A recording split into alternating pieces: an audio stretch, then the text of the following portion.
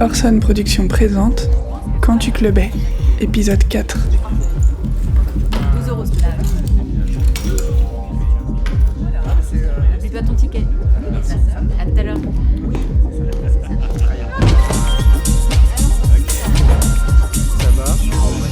La personne qui était toujours là au début d'une soirée quand c'était encore vide, et le vide pouvait durer longtemps, c'était toi.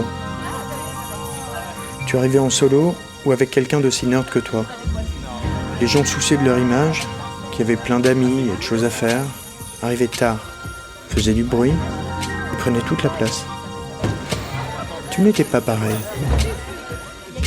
1000 raisons faisaient de toi l'amateur du début. Et pour peu qu'une connaissance, arrivée plus tard, remarqua que tu étais toujours déjà là, tu te faisais un plaisir de les lister. Déjà, 1 heure était 1 heure. Minuit n'était pas 2h30. Un film au cinéma était programmé à telle heure. Une invitation à dîner valait pour telle heure. À minuit, il y avait déjà de la musique, jouée par une personne dont c'était le métier, le talent. Tu habitais loin.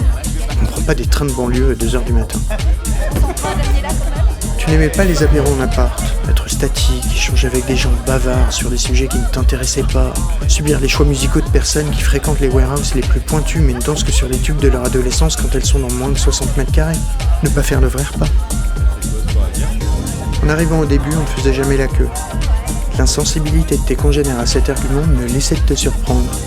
Est-ce qu'on prend le métro à 8h30 quand on a le choix d'éviter les heures de pointe ?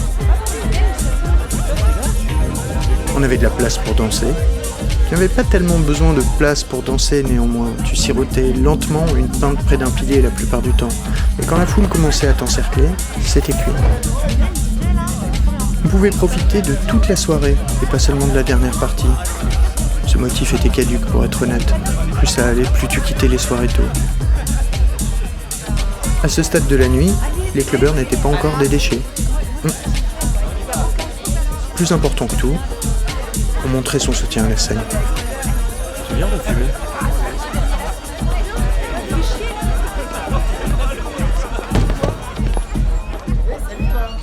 Tu me files une clope.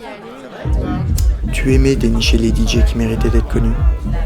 Un mix écouté en ligne et hop, tu te pointais au premier DJ set en public. C'était toujours en warm-up.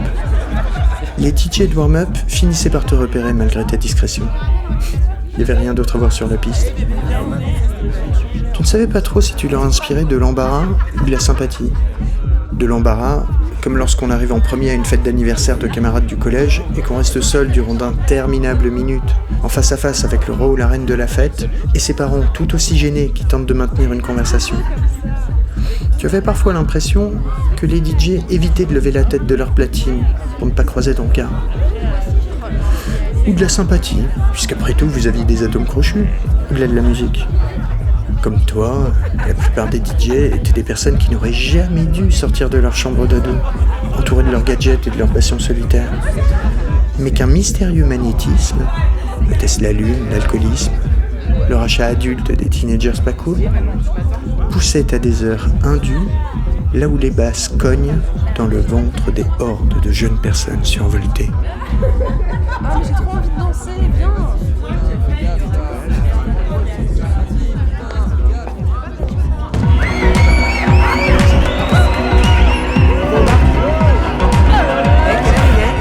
2h15, c'était le moment où une bascule s'opérait. À cette heure-là, les clubbers n'étaient plus exactement les mêmes, passaient de l'autre côté de quelque chose. Plus tôt, même après quelques verres ou quelques traces, Yale était encore poli, agréable, réservé.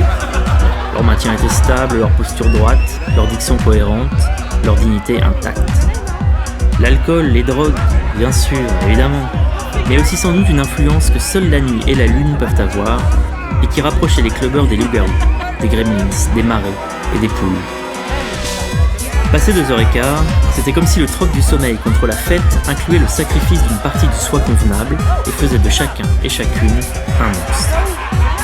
Les muscles du visage partaient en sucette, mâchoires et paupières prenaient leur indépendance.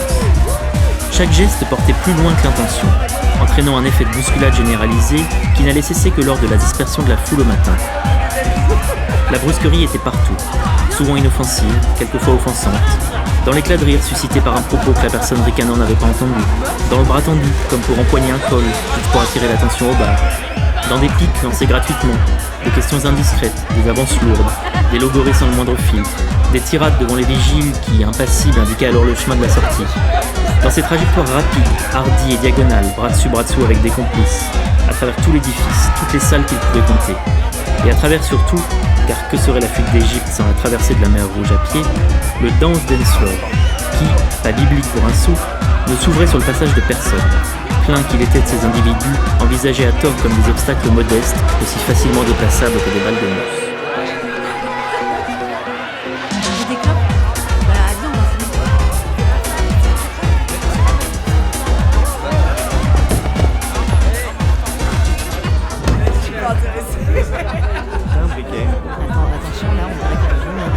Dans un moment de lucidité, tu contemplais le spectacle. Les corps vautrés, vacillants, erratiques, chiffonnés, humides.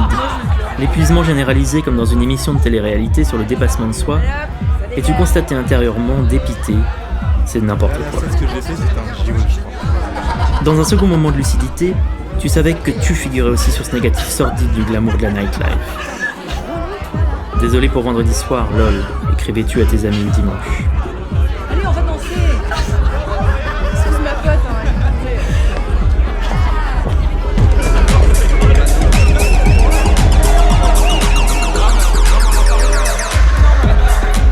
Tu ne venais que pour danser et tu dansais qu'en bande. La bande était ton talent, ton skill. Vous aviez bossé dur avec tes camarades, vous n'étiez pas en touriste. Une piste de danse n'était pas faite pour chasser du Pokémon ni déblatérer sur Annabelle. Les autres clubbers avec leurs petits moves étriqués, inattentifs, à peine en rythme, qui semblaient simplement leur servir à déjouer la position statique. Comme si demeurer immobile plus de 30 secondes allait les transformer en statues. Les autres clubbers comprenaient instinctivement que vous aviez une sorte de priorité et faisaient de la place autour de vous. Parfois un cercle se formait, appelant sans doute une sorte de show. Mais vous ne faisiez pas attention, vous dansiez pour vous-même, pour les autres. Vous vous encouragiez comme dans une salle d'entraînement. Tu tirais ton énergie de tes potes qui te regardaient faire, ta joie de leur joie. Quand tu avais terminé ta routine, tu transmettais cette énergie à une autre personne, comme on passe un bâton dans une course de relais. Ta façon de danser portait un nom, elle avait une histoire. Cette histoire était née dans ton groupe d'amis 2 semaines avant, sur des parkings, dans des vidéos virales un peu plus tôt, ou au siècle dernier sur un autre continent. Dans tous les cas, elle convenait parfaitement à cette musique-là que tu étais venu chercher à cet endroit-là. Et tu savais que, contrairement à la grande majorité des gens présents ce soir-là, cette culture, en quelque sorte, t'appartenait.